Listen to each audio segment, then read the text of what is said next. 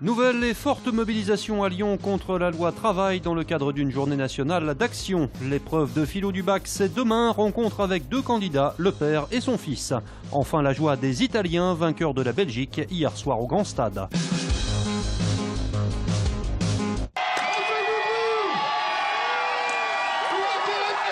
Contre la loi travail, les Lyonnais continuent à donner de la voix. Ils étaient encore entre 3800 et 9000 à manifester entre les Brotteaux et la place Jean Massé contre le texte porté par Myriam El Khomri.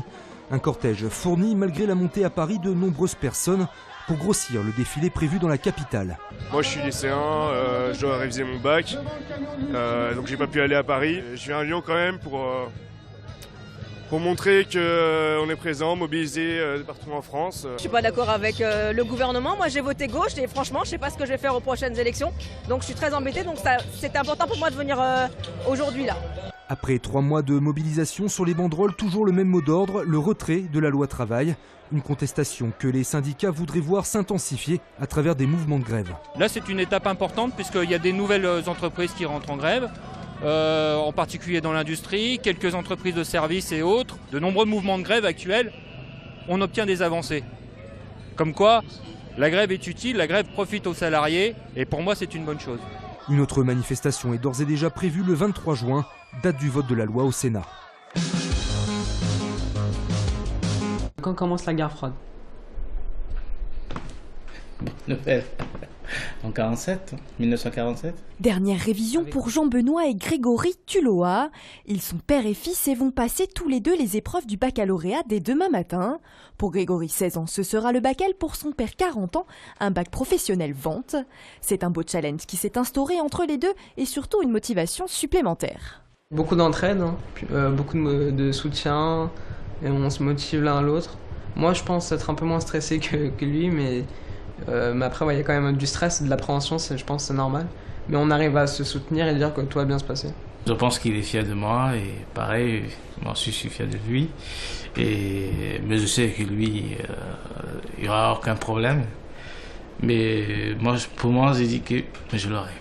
Grégory a sauté 2 classes et a déjà 100 points d'avance pour le bac.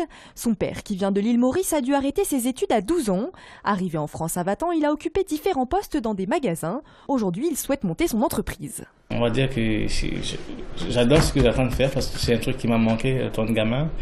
Comme je n'ai pas eu le temps de faire, d'aller en études, on va dire un peu plus longtemps.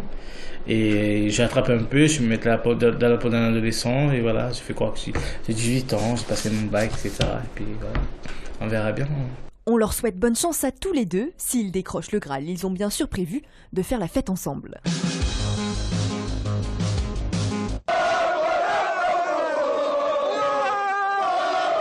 La joie des supporters italiens à la sortie du Parc OL pour le premier match de cet Euro disputé à Lyon. La Squadra Azzurra l'a emporté 2-0 face à la Belgique. But inscrit par Giaccherini et Pelé. Moi, personnellement, je pensais que la Belgique va gagner, mais ça c'est le foot. Voilà. L'Italie peut-être a un peu plus d'expérience internationale. C'est le meilleur début qu'on pouvait faire. En fait, nous sommes les plus forts. Ouais, nous sommes les plus forts. Côté belge, beaucoup de déceptions forcément, d'autant que les Diables Rouges faisaient office de favoris. Franchement, vraiment, on a trop l'habitude de gagner en fait. C'est ça. Et on a quand même vécu un chouette match, on a prouvé que le foot est un sport où on peut quand même s'amuser. Voilà le résumé du match. Italie, Belgique. L'amitié. Des supporters belges et italiens qui ont en tout cas fait preuve d'un bel état d'esprit durant toute la journée d'hier. Reste à voir si cette bonne humeur sera encore au rendez-vous jeudi prochain lors du match entre l'Ukraine et l'Irlande du Nord.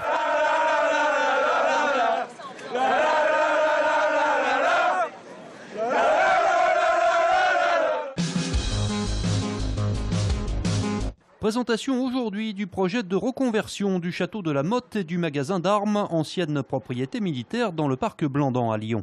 Ce château, comme vous le savez, est inscrit au monument historique. Il date essentiellement pour la plus grande part du 15e, 16e siècle. Ce château est, comme vous pouvez le voir, assez malade. Donc on a un travail d'une part de restauration et d'autre part un très gros travail de reconversion, puisqu'il doit être reconverti, notamment en établissement culinaire. Nous avons aussi l'ancien magasin d'armes qui est présent sur le site et donc nous allons réhabiliter et qui sera transformé en hostel jeunesse, donc un concept d'auberge jeunesse revisité et remis au goût du jour. Et enfin, pour assurer la liaison entre le château Lamotte et cette nouvelle auberge jeunesse, il y a un bâtiment qu'on appelle l'abri qui permettra d'accueillir un certain nombre de manifestations. Livraison prévue en 2020. C'est traditionnellement le temps fort de la Biennale de la danse à Lyon. Le programme du 11e défilé qui aura lieu le dimanche 18 septembre était dévoilé ce matin à l'Hôtel de Ville. C'est le thème du lien qui a été retenu. Le thème, c'est ensemble. C'était important pour moi de montrer à quel point le sens du commun peut être pris en charge par l'art chorégraphique et comment on va voir concrètement, sensiblement dans la rue des gens qui créent. Plus de 4000 danseurs amateurs et professionnels participent au défilé. Près de 300 000 spectateurs sont attendus.